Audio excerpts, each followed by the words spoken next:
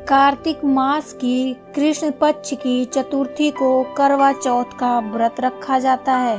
इस दिन सुहागिन महिलाएं अपने पति की दीर्घ जीवन की कामना हेतु यह व्रत करती हैं। फिर रात्रि को चंद्रमा को अर्घ देकर कथा सुनती हैं और फिर पति का आशीर्वाद लेकर भोजन ग्रहण करती हैं। आज इस वीडियो में हम आपको करवा चौथ की कथा सुनाने जा रहे हैं, तो चलिए कथा शुरू करते हैं। नमस्कार दोस्तों, स्वागत है आपका हमारे चैनल लाइफ मंत्रा में। बहुत समय पहले की बात है, एक साहूकार के 7 बेटे और उनकी एक बहन करवा थी। सभी भाई अपनी बहन से बहुत प्यार करते थे, यहाँ तक कि वे पहले उसे खाना खिलाते और बाद में स्वयं खाते थे।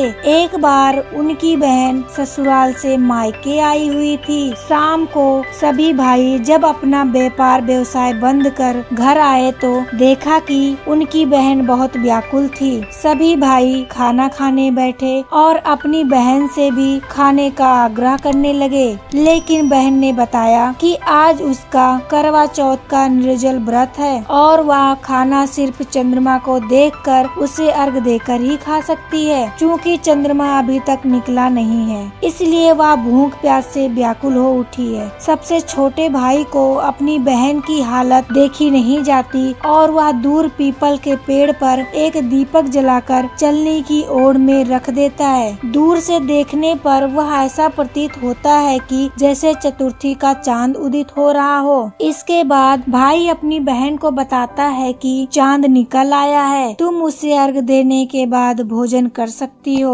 बहन खुशी के मारे सीढ़ियों पर चढ़कर चांद को देखती है और उसे अर्घ देकर खाना खाने बैठ जाती है। वह पहला टुकड़ा मुंह में डालती है तो उसे छींक आ जाती है, दूसरा टुकड़ा डालती है तो उसमें बाल निकल आता है और जैसे ही तीसरा टुकड़ा मुंह में डालने की कोशिश करती है तो उसे उसकी पति की मृत्यु का समाचार मिलता है। वह बौखला जाती है। उसकी भाभी उसे सच्चाई से अवगत कराती हैं कि उसके साथ ऐसा क्यों हुआ है। करवा चौथ का व्रत गलत तरीके से टूटने के कारण देवता उससे नाराज हो गए हैं और उन्होंने ऐसा किया है। सच्चाई जानने के बाद करवा निश्चय करती है कि वह अपने पति का अंतिम संस्कार नहीं होने देगी और अपने सतीत्व से उन्हें पुनर्जीवन दिलाकर रहेगी। वह पूरे 1 साल तक अपने पति के शव के पास बैठी रहती है, उसकी देखभाल करती है। उसके ऊपर उगने वाली सुई नुमा घास को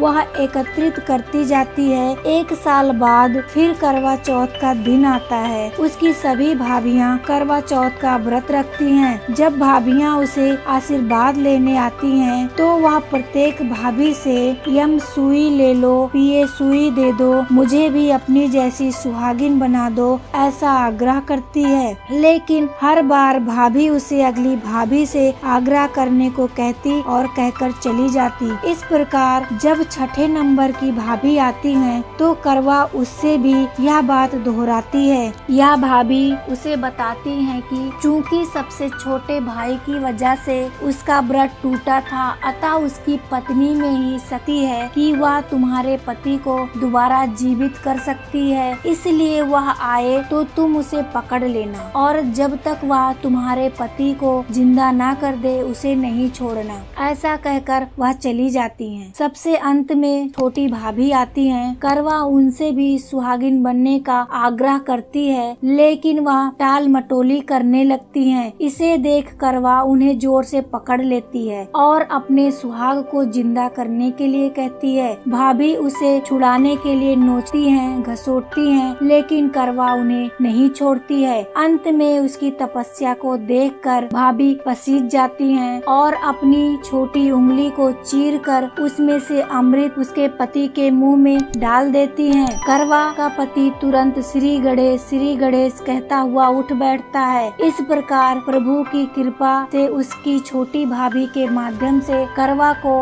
अपना सुहाग वापस मिल जाता है। हे श्री गणेश, माँ गौरी, जिस प्रकार करवा को चिर सुहागन का वरदान मिला आपसे, वैसे ही सब सुहागिनों को मिले। तो करवा चौथ का कथा दोस्तों आज यहीं समाप्त होता है। किंतु गेहूं के 13 दाने दाएं हाथ में लेकर ही यह कथा सुने और कथा सुनने के बाद अपनी सासू के चरण स्पर्श करें और करवा उन्हें दे दें। पानी का लोटा और गेहूं के दाने अलग कर लें। रात्रि में चंद्रोदय होने पर पानी में गेहूं के दाने डालकर उसे अर्घ दें, फिर भोजन ग्रहण करें। तो दोस्तों, उम्मीद करती हूँ कि आपको हमारी यह कथा पसंद आई होगी। अतः आप ज्यादा से ज्यादा हमारे चैनल को लाइक और शेयर करें। साथ में अगर आप हमारे चैनल पर नए हैं तो ऐसी कथाओं के लिए हमारे चैनल को अभी सब्सक्राइब करें। धन्यवाद।